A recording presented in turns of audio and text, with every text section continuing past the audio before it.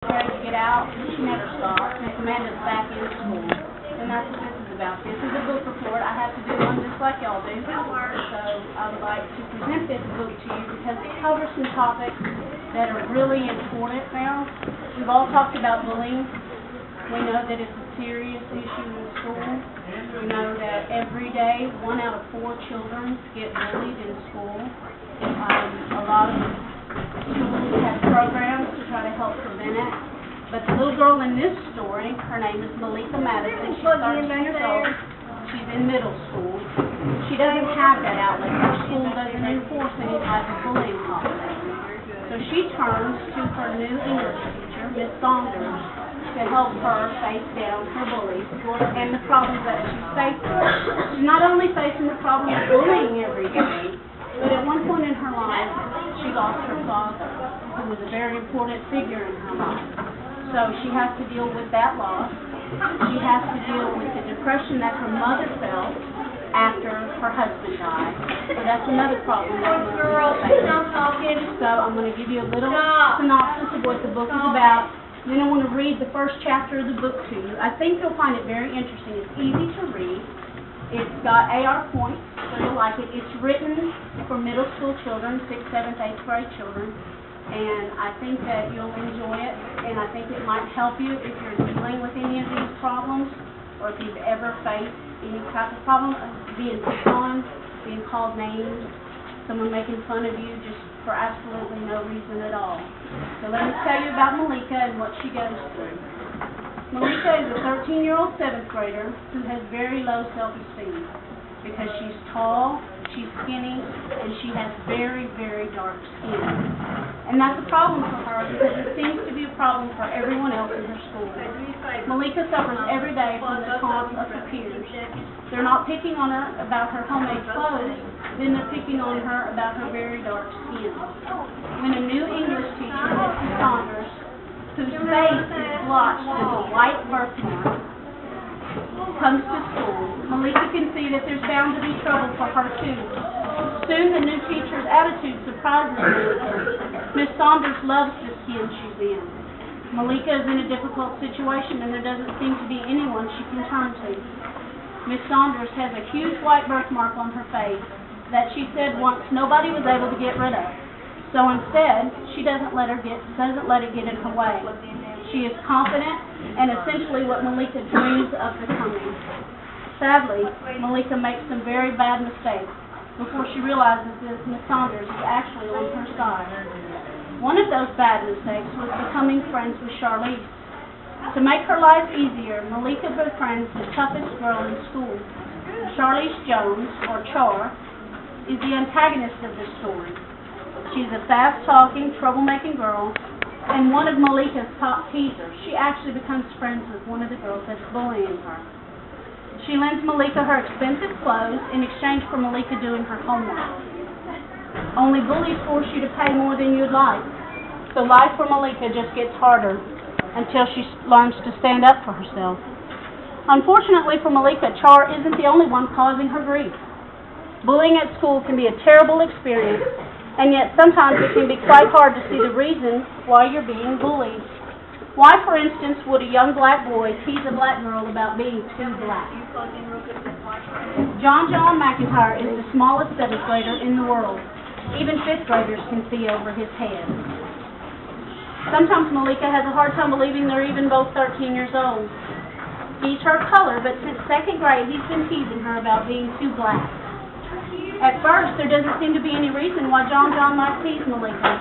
Perhaps he's jealous because Malika is tall, and even though she really doesn't know it yet, she's very beautiful. Or perhaps he may be jealous of her relationship with Caleb.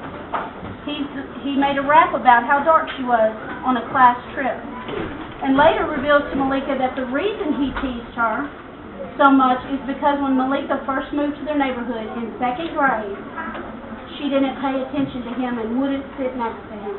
So therefore, he felt like she thought she was better than him. So he's been teasing her relentlessly for 4 years. Caleb is Malika's love interest. He's one of the cutest boys in school, and at one time he couldn't stop staring at Malika. Although, like Malika's father, he is a poet, and he wrote a poem for Malika complimenting her dark skin. She tells in the story, he stared at me for half a year. I thought he saw what everybody else saw, poor, skinny, dark Malika. But Caleb saw something different. He said I was pretty. He said he liked my eyes and my sweet cocoa brown skin. He wrote me poems and letters. He put spearmint gum inside. He walked me to class. He gave me a ring. He helps her learn to love the skin that she's in. That's what the book is about. And I'm going to read to you the first chapter so you can kind of see how it goes. The chapters are very short, they're very easy to read, and they keep you interested. So hopefully after the first chapter, you'll want to go ahead and finish reading the book. Chapter 1. The first time I seen her, I got a bad feeling inside. Not like I was in danger or nothing, just like she was somebody I should take care of.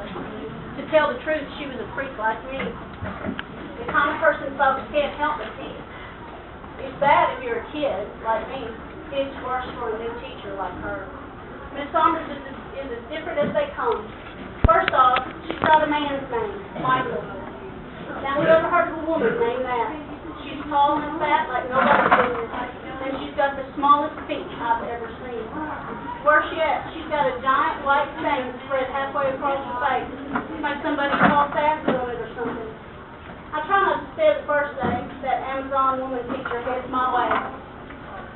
See, I got a way of attracting strange characters. They draw to me like something stuck another on my forehead saying, loser wanted here. Well, I spend a lot of time trying to fit in here at the middle school. I ain't letting nobody ruin it for me, especially no teacher.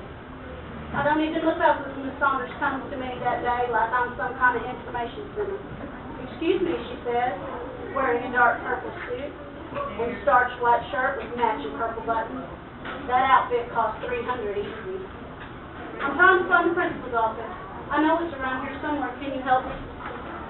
Before I catch myself, my eyes ricochet like pinball, bounding from John McIntyre's beady brown eyes right up to hers. I swallow hard. I stare at her till John whacks me on the arm with his rolled-up comic book. That way, I say, pointing up the hall. Thank you. Now, what's your name? She says, putting down a briefcase like she's going to stay here a while.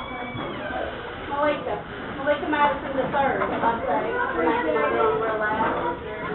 Don't let that fancy name fool you, John butts in. She ain't nobody worth knowing. Miss Saunders stares down at him until he turns his away and starts playing with the buttons on his shirt like some 2-year-old. Like I say, she always is that way, I think. Thank you, she says, walking off. Then she stops stone still. No, I didn't say yeah. Some bright ideas just pop in her head. Turns around and head back my way. My skin starts to crawl before she even opens her mouth. Malika, your skin is pretty.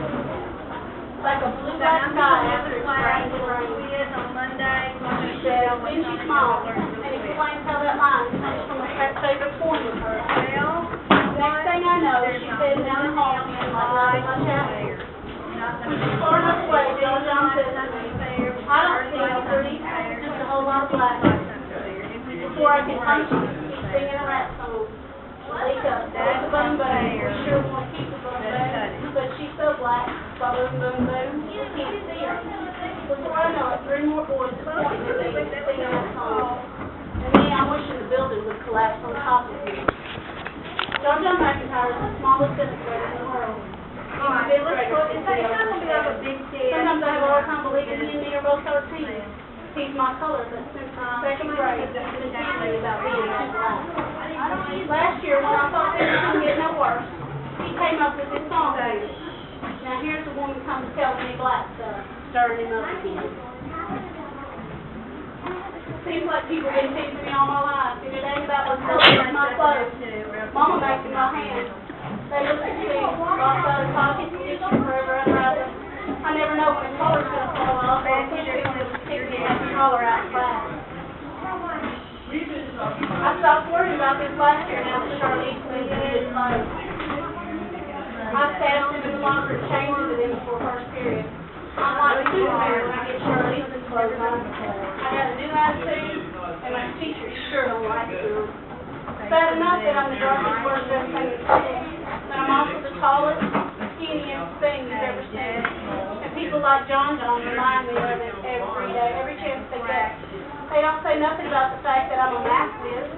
I can do ninth grade, I can outdo ninth graders when it comes to figuring numbers. Or that I got a good memory and never forget one single solitary thing that I read. And they don't seem to like what they see much. Up until now, I just took it. The name calling, the pushing, the shoving, the cheating, all that. Then last week something happened. I was walking down the hall in one of Char's dresses to straighten my stuff with her doing. Then Char walked up to me and told me to take off her clothes. There was maybe 8 or 9 kids around when she said it too, including Taylor. I thought she was kidding. How do you do this? So I went to girlfriend and put my own stuff back on. That's when I made up my mind. Enough is enough. I deserve better than kids to trick me any old way they won't. But saying it's one thing, making it happen is something else. So you see, I got my own trouble. I don't need no scar-faced teacher to make things worse. But I got this feeling that's on me to mess things up for me. So if you want to go on, that's the end of chapter 1. It's got about 20 chapters and they're short like this. It's a really interesting book, and in case you're wondering, I'm not going to tell you why the board's covered in flames. It has to do with it has to do with the end chapter and how it gets resolved and how Malika solves her issues. I'd really like for you to read it. I think you'll enjoy it. Thank you.